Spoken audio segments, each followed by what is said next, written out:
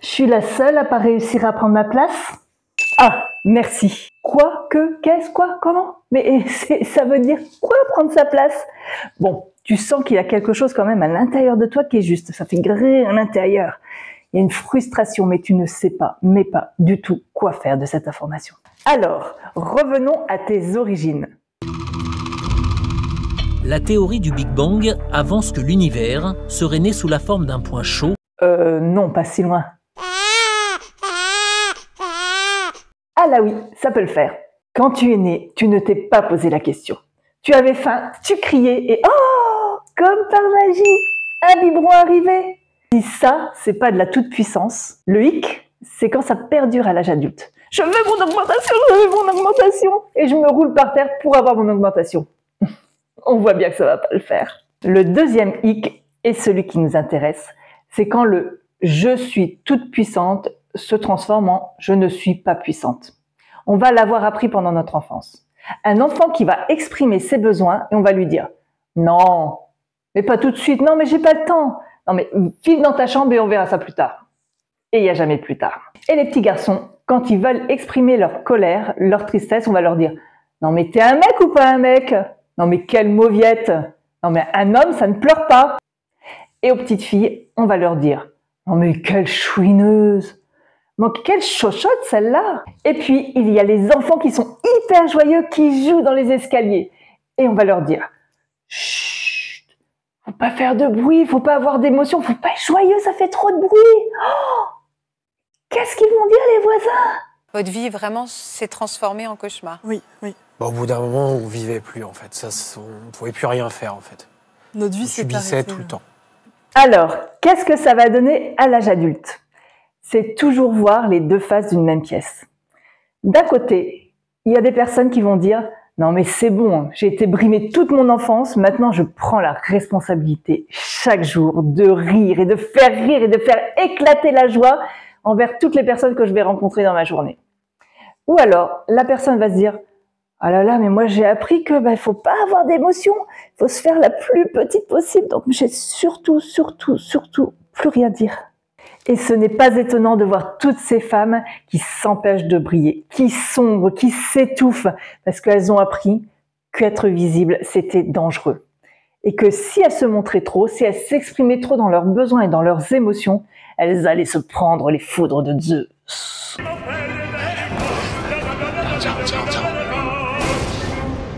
Ok, donc prendre sa place. Ça veut dire quoi? Eh bien, pas grand-chose. Pour le comprendre, je vais prendre différentes sphères de vie. Le travail, la santé et le couple. Pour ma démonstration, je vais prendre deux personnages. Adèle et Chloé. Elles ont toutes les deux 40 ans. Elles travaillent dans la même entreprise à un poste similaire. Bon, dans mon histoire, je vais avoir un avis un peu tranché sur les deux personnages. Peut-être que tu vas te dire « waouh, mais Adèle, elle a vraiment la vie, waouh, c'est vraiment la vie rêvée, quoi !» Et que Chloé, elle a quand même une vie de merde. Alors ça, c'est injuste. C'est vraiment trop injuste. Et pourtant, toutes les deux ont la même puissance et le même potentiel de vie. Commençons par Adèle, toujours en basket. Elle a toujours le sourire, c'est la bonne copine que les collègues ont envie d'avoir lors de leur pause café. Elle est efficace dans son travail, elle est bien avec ses collègues, avec son travail et avec elle-même. Et puis il y a Chloé, qui tente les talons aiguilles. Mais elle n'est pas très à l'aise avec ça. Donc elle va tenter les baskets, comme Adèle. Mais ça fonctionne pas non plus. Même ses pieds ne trouvent pas leur place. À l'intérieur, c'est un diamant brut qui ne demande qu'à briller. Sauf qu'elle passe son temps à le peindre en noir. Résultat des courses, elle se sent épuisée, fatiguée. Elle doute d'elle-même, elle doute de ses capacités à être intéressante avec ses collègues. Elle s'efface. Elle est l'ombre d'elle-même. Et pour cause, ce n'est pas une feignasse, une mollassonne. C'est juste qu'elle passe son temps à lutter contre elle-même. Pour faire ce que le diamant sait pourtant faire le mieux, briller.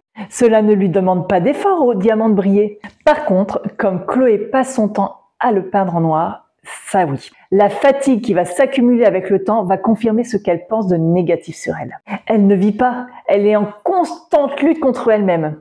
Elle ne vit pas sa vie, elle survit.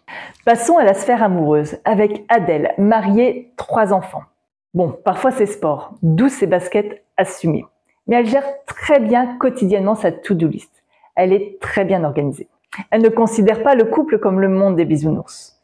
Quand elle n'est pas d'accord, elle sait l'exprimer. Mais elle ne va pas rentrer dans une guéguerre d'ego à qui a raison, qui a tort. Ils expriment leurs émotions. Ils ne vont pas les mettre sous le tapis, comme s'ils n'existaient pas. Adèle sait dire ce qui ne va pas. Mais elle sait aussi dire quand ça fonctionne, quand tout va bien. Elle va avoir de la gratitude par rapport à ces moments-là. Elle sait exprimer ses émotions, que ce soit la tristesse, la colère, la joie. Puis il y a Chloé, qui peine à garder une relation.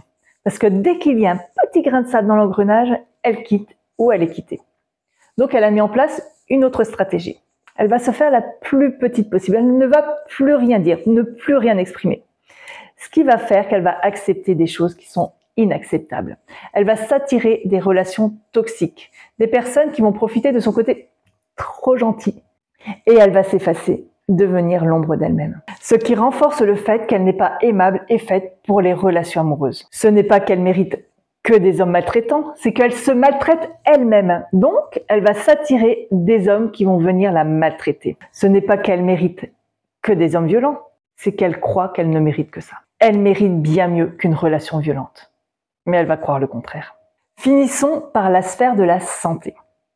Ma grand-mère adorée me disait toujours en fin d'année « Bonne année et surtout bonne santé !» Alors moi, du haut de mes 10 ans, je me dis « Mais qu'est-ce qu'elle raconte ?» Mais moi, 10 ans, à part une angine de temps en temps, mais je voyais pas du tout pourquoi elle me souhaitait la bonne santé.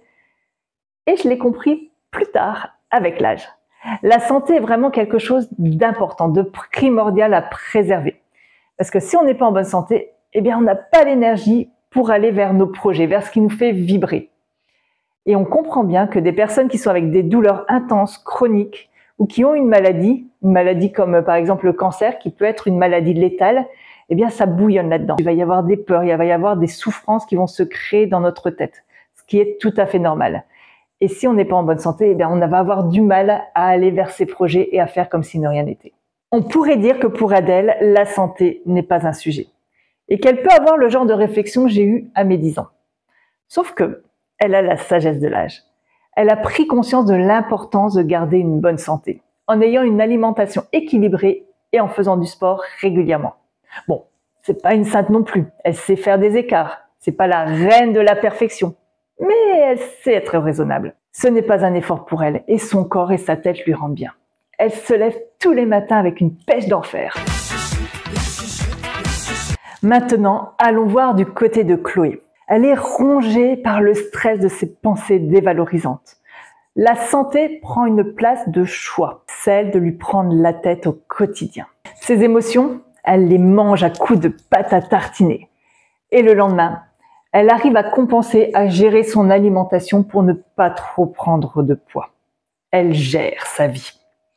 Sauf que tout ce stress, toutes ces émotions prennent une place de choix. Alors, est-ce que tu te retrouves mieux dans la vie d'Adèle ou de Chloé? Et prendre sa place, qu'est-ce que ça veut dire? Est-ce que c'est vivre comme Adèle, complètement libre et épanouie, ou est-ce que c'est vivre comme Chloé, avec toutes ces pensées qui prennent trop de place et que de se libérer de toutes ces pensées permet de vraiment prendre sa place? Eh bien, les deux, mon capitaine. C'est bien pour ça que quand on dit « prends ta place », c'est du grand n'importe quoi. Il faut d'abord le définir. Bah oui, si tu veux prendre ta place et que tu sais pas ce que c'est et que tu n'as jamais appris à le faire, bah tu vas pas pouvoir prendre ta place. C'est logique, non? Et de toute façon, prendre sa place, ça veut rien dire. Tu existes, tu respires, tu es en train de m'écouter. On est bien d'accord que personne ne peut le faire à ta place. Vous avez de la pâte? Vous avez du sucre? Alors avec la pâte, vous faites une crêpe puis vous mettez du sucre dessus? Ta place, elle est là parce que tu es.